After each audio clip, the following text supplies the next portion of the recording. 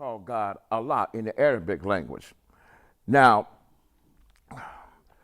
those three patriarchs of those religions, they all came with one idea, the oneness of God.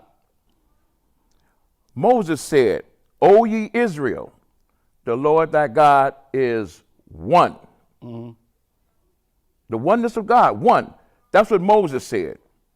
Jesus said, "Our Father," not your father, not my father, our Father, Okay. who art in heaven, hallowed be thy name. That's one. Thy name, thy kingdom come, thy will be done on earth as it is in heaven. One. Muhammad said, God is the one and only, the eternal, the absolute. He begets not, nor is he begotten, and there's none unto him. That is what those major patriots of those religions stated. None of them said, worship them. If God had a chance to stand all of them in front of him, and he looked at Moses and he said, "Moses, did you tell the community to pray and worship you?" Moses said, "No, mighty Father, I wouldn't say anything like that." Right. He said, "Well, Jesus, you step up here." He said, "Did you tell your community to worship you?" Jesus would shake his head and say, "No, dear Father, I wouldn't tell them to say, worship me." Muhammad, he said, "Stand up, come on up here." He asked Muhammad, he said, "Did you tell your community to worship you?" He would say, "No, Heavenly Father, I wouldn't say that." What? Just listen to this. God gave mankind a command. The 10 Commandments. Right. That's what he gave to mankind. Moses went up there and received them. Now, it's one thing when you give a person instructions. Just say your child. You tell your child, go in the room and clean up and pick up your toys. Right. That's one thing. But when you give your child a command, you say, go in your room and pick up your toys. Right. That's stronger. That's a stronger way of expressing yourself. Well, what is the number one commandment that God gave to Moses? God said, "I'm the Lord thy God. Don't have nobody. Don't have Moses before me. Don't have Jesus before me. Don't have Muhammad before me. Don't have your mama before me, your daddy, your children, your cars, nothing." That's a command from Almighty God. Now let's get down to the basis of this hypocrisy that's going on here in society because we had divisions in the 3 major religions. Now, I don't stop. I'm on a roll. All right, let's go. I remember when I was small, and the people that taught me about religion was my grandmothers. Willabelle Belcher, which I affectionately call her B, and Lily Allen, which we affectionately call her Mama. That is where I cut my teeth in the religions. See, I used to hang with my grandmothers on the weekend. You know, go over there Saturday and hang out with them on Saturday. But my mother always told me and always gave me to pack my clothes because we're going to church the next day. And I remember my grandmothers walking around because they prayed all day and they sing songs all day. And on Sunday mornings, we would get up and I'd put my clothes on and we'd go to church and I'm holding my grandmother's hands and we're walking. And you look at the elders, the women, they were dressed regally with these magnificent hats. And the elder gentlemen were walking distinguished. Right. And we would walk into the church and there would be like a moan throughout the church. When the choir start to sing. It wasn't that Mary, Mary type song, but it had a gospel content of just moaning and pain. And it was sorrowful. And I would sit there not knowing what this is all about. And I would watch my grandmothers. And I watched the sorrow in their face, not knowing, because I didn't want to see my grandmothers sad like that. But what I found out was the people that was in this church, they experienced slavery. Their parents were slaves. They was just a little bit removed from that. Right. So that's all they had then, is to pray to Almighty God. When I looked at that, I said, wow. And women were shouting, fall. It was sorrowful, man. As I learned later, just to deal with slavery, being punished like that. Okay, I'm gonna fast forward. Okay. My mother and father sent me and my brother and sister, they sent us to Catholic school. Okay. Here's a whole nother dynamic now. My first day in Catholic school, what did I see? I see the cross in the middle of the classroom, and I seen a picture of a white man with a white beard. Okay. And that was God the Father. Then I seen a white man with a brown beard. That was God the Son. And I seen a dove on this side. That was God the Holy Spirit. Now, this is very complex to me now. Coming from being with my grandmothers in the Baptist churches. Now I'm here in a whole nother dynamic, the Catholic Church. Now I'm confused. They say pray to the Father, or you can pray to the Son, or you can pray to the Holy Spirit. Now I'm figuring, which one do I do? Right. Where should I go? Which one is the? Well, I just took it. Well, it was very confusing. Yeah. But you know what I said? I said, well, I'm gonna go to the head of the class. I'm gonna go talk to the Father. I ain't gonna talk to the Son. I ain't gonna talk to the bird. Right. You know. So you see now there is an interesting confusion from a young child going up. Now, they had workbooks, coloring books, so that's animation to me, so that's fascinating. But when we went to church, in the Catholic Church, it was totally different than my grandmother's church. The priest spoke in Latin. I didn't understand that. And to give the communion, it says the body and the blood of Jesus Christ. Right. I knew anything about that. But as I go on in my journey, and I ran up on some difficulties. And I said, you know what, I need to turn more toward God. And I spoke to my great aunt, and I asked her, I said, I told her about my problem. She said, you need to pray. And I said, okay. She gave me a chapter. And I went to the chapter. I said, well, you say pray to Jesus. I said, well, what about God? She said, well, you can pray to God too.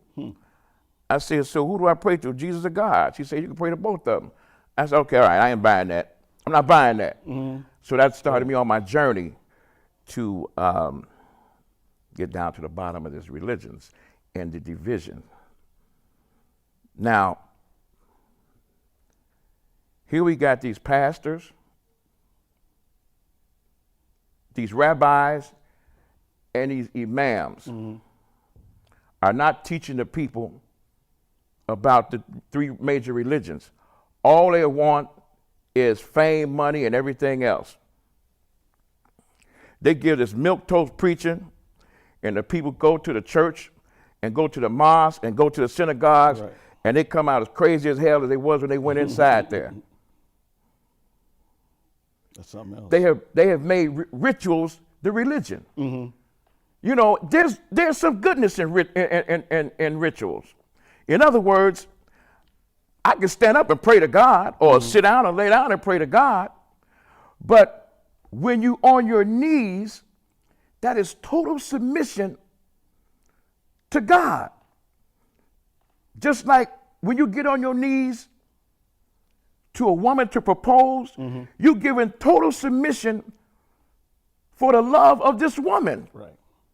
When a man got a gun on you and you on your knee, you are in total submission for your life.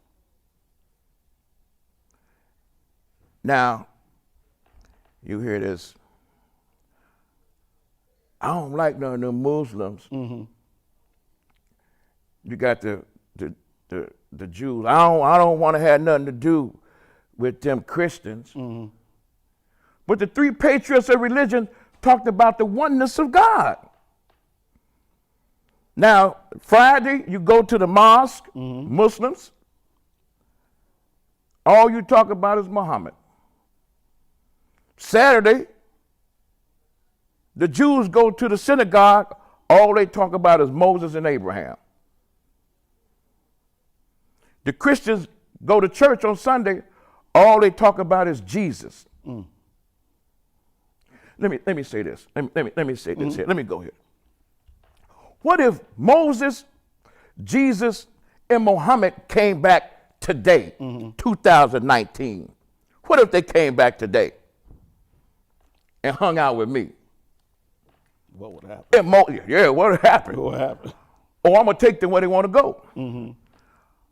Moses asked me, he said, hey, can you take me where the Jews are at? I said, sure thing, Moses.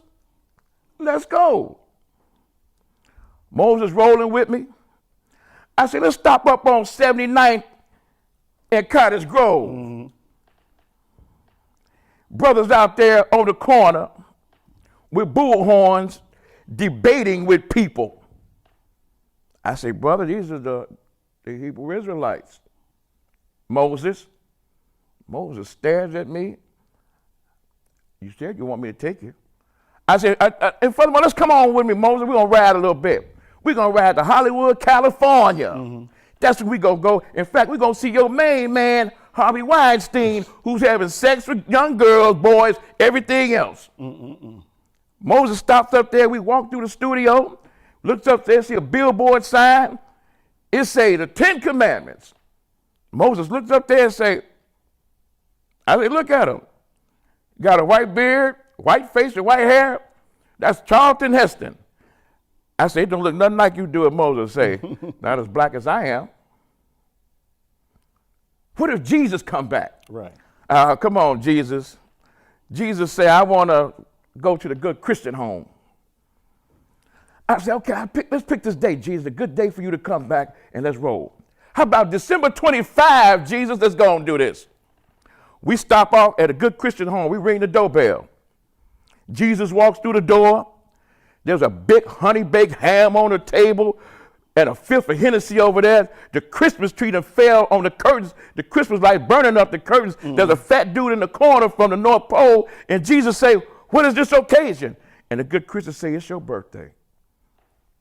Okay, let's say Muhammad come back. Muhammad say, take me where the Arab Muslims are at.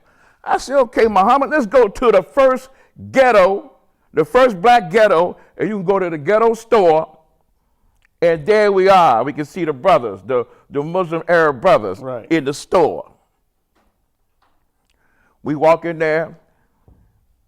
We see by the meat counter, pork chops, 3 pounds for $2. The prophet looks at that. So he greets the brother by the counter, by the cash register. He says, Assalamu alaikum, brother. There's no response. The prophet greets him again. He says, Assalamu alaikum, brother.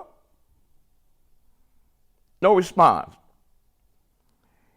He asked him again. He said, Assalamu alaikum, brother. There's no response. So the prophet looks at me, Prophet Muhammad looks at me and he says, how come they're not answering me? I say, because he's behind bulletproof glass. Do you see the hypocrisy of all of this nonsense that these pastors and these rabbis and imams don't teach the people? Not at all. That's okay. That's fine. They fight with, you got Christians fighting with Muslims, Muslims fighting with Jews, And then you got them fighting with each other in the religion. You got the Zionists fighting with the Jews. You got the Christians. I don't like apostolic. I don't like Baptist. I don't like Methodist. I don't like Catholic. They fight within their own self. Right, you got the Sunni Muslims fighting against the Shiites. And all this supposed to be under one umbrella of Almighty God. You got this kind of stuff going on, Pastor. Here it is, the Jews. Oh man, this is really blowing my mind. It's perplexed at the same time because there's so much stuff going on. How would you incorporate what's going on within the religions with white supremacy on the other hand? Oh, well, they made God white.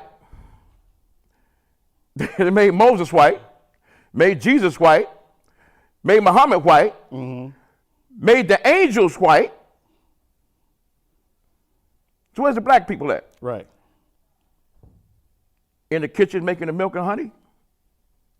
See, and then how does Catholicism, how come the capital of Christianity wind up in Rome? How come it's not in Bethlehem? How come it's not in Jerusalem? Right. How come it's not in Palestine? How come it's not in Nazareth? How come it's not there? You know, the Romans was enemies of Christians. How did it wind up there? Well, why don't you talk about that, Pastor? Why don't you go look into that, Pastor? Look at the imams. They're not doing anything in Islam. Washington, D.C. sets up shop there in Mecca.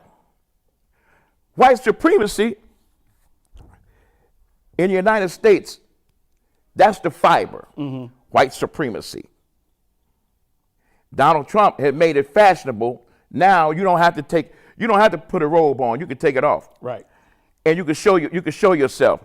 You got remember, I'll give you an example. Remember when Justin Timberlake and Janet Jackson did the Super Bowl? Exactly, yeah. And they performed, and then he pulled on her breastplate and exposed her breasts. Right. And they dragged Janet out. Yes, they did. Justin Timberlake did not come to her defense. He went back and melted in with white supremacy, privileged. He let her out there to dry. Now, one of the worst and most dangerous parts of white supremacy is a black body with a white brain. When you have a black face with a white brain, that's dangerous because they can mold in with us. Okay. They are the most dangerous. And so those kind of agents need to be seeked out. Now, I remember, here's white supremacy again rearing its head. I remember Tiger Woods. Tiger Woods, he, there was a reporter talking to him, and he said, "Hey, Tiger, how does it feel to be the first black golfer to win the Masters?" Tiger said, "I'm a Cabal-Asian. I'm not black." Right. That means he's black, he's black, Caucasian, and Asian. Right.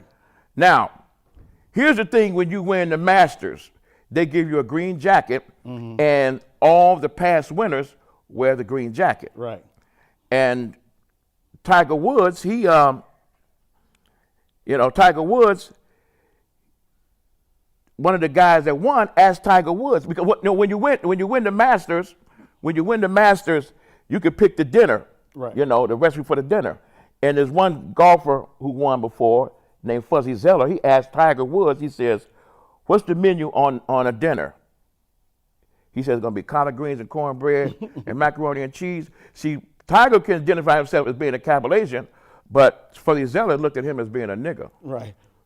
With these 60 seconds that I have left, and it's been very interesting to speak to you, tell me what drives you to do this. I have my great-grandmother, Betty Seals, my grandmother, Willa Bell Belcher, my grandmother, Lily Allen, my father, who was very instrumental, as a good, fine example for being a black man, a stand-up black man for me. My nieces, my aunties, my sister, I love her to death. I got a saying, if you got to kill the, you got to fight with a bear, you better, Right. get aside the bear. And my beloved mother, I love her to death, and my brothers. Cool. Hey, thank you so much, well, I'm sorry I can't get your name out. Everything has been so great. I know it's been excitable. It's getting you tongue-tied. Thank you so much. Hey, thank you for coming to see the show here. We really appreciate it, and take care.